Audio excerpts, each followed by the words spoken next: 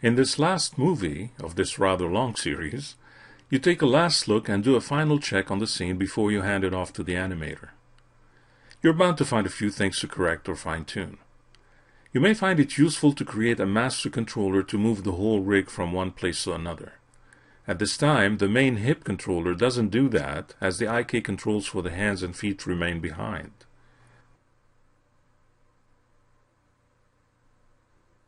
Arguably, you could select the hand IK controllers and link them to the main COM controller. Because you're linking them after freezing their transforms, you're likely to have problems when transforming them back to zero again. The order is important as explained in the previous movie. Luckily, although the IK controllers have custom attributes, their transform tracks aren't wired to anything. This means you can safely freeze their transforms again, so that it's evaluated after the hierarchical link. You wouldn't want to do that with the foot controllers though. You want to be able to bring the pelvis down into a crouch.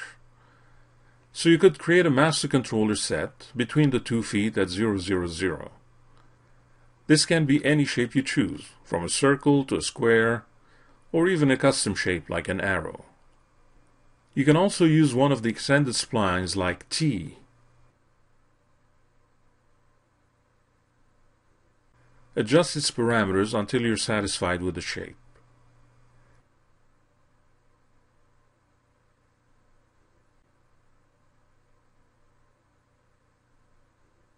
Choose a wire color for it. Make it unique so that it stands out. Ensure the shape is set at 0, 0, 0 and name it Zombie Main Controller. Link the foot controllers and the center of mass controller to it.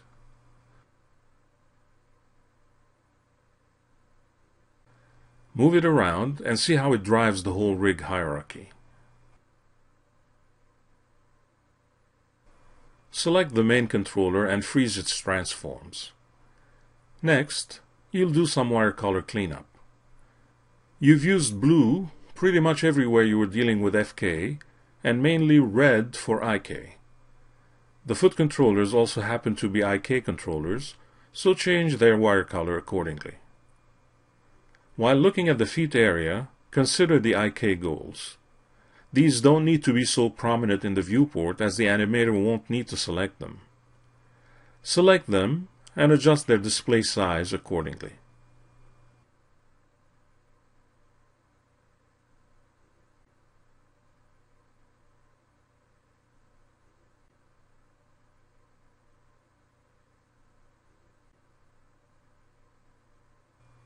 Move up to the arms and consider the viewport.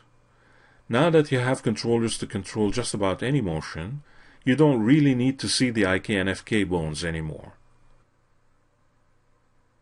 You can select those and hide them.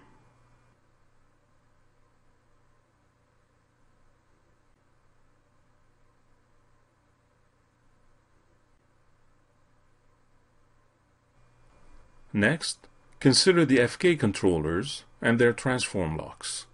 You can revisit these and verify the axes that you want to lock. Basically, you can safely lock all position and scale axes on FK controllers. You only need to be careful about their location locks, if any.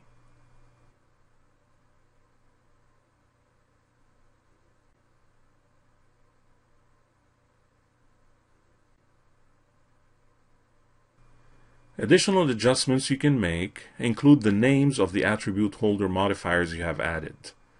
Instead of the generic name, you can change the modifier's name to something that makes sense.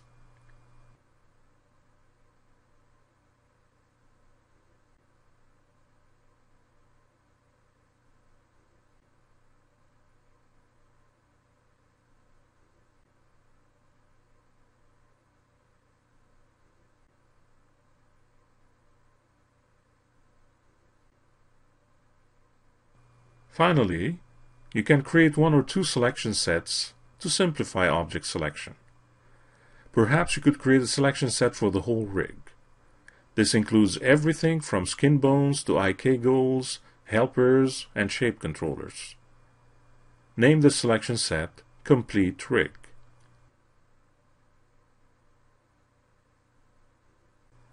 Next, set the object selection filter to Shapes and select all the spline shapes in the scene. These represent all the animation controllers an animator is likely to use. Create a selection set named Anim Controls. Set the selection filter back to All before proceeding. Since you're dealing with scene management, you may want to revisit your layering system. Chances are that by now you've missed placing objects on their proper layers. Select all animation controllers. Now that you have a selection set for them, it should be easy. Add them to the controllers layer you created at the beginning of this adventure.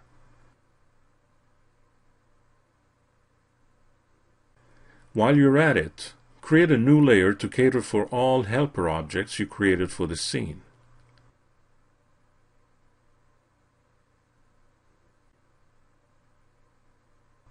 Well, there you have it. You can now unhide the geometry category and even set the shaded display to material color.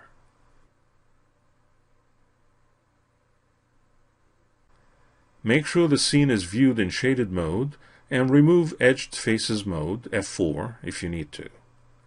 Congratulations! You have a fully rigged character at your disposal. You can now hand it over to an animator or animate it yourself if you like. You also have a finished file that you downloaded for this tutorial.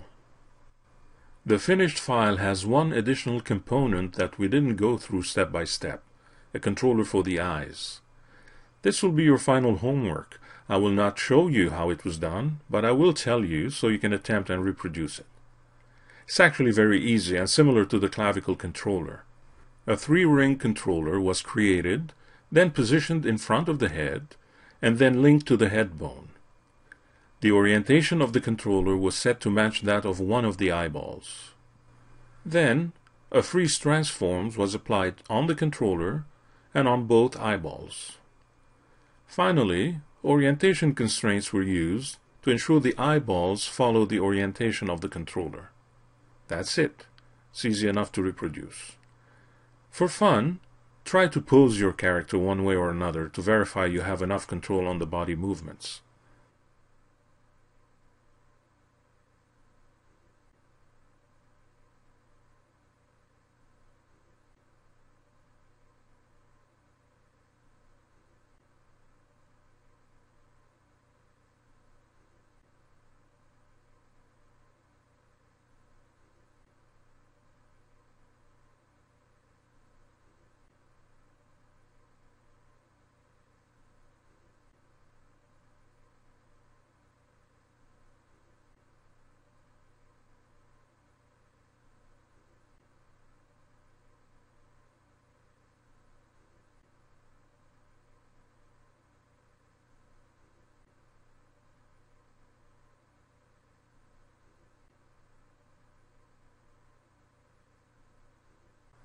To go back to a stance pose, simply select the Anim Controls selection set and reset its transforms to 0.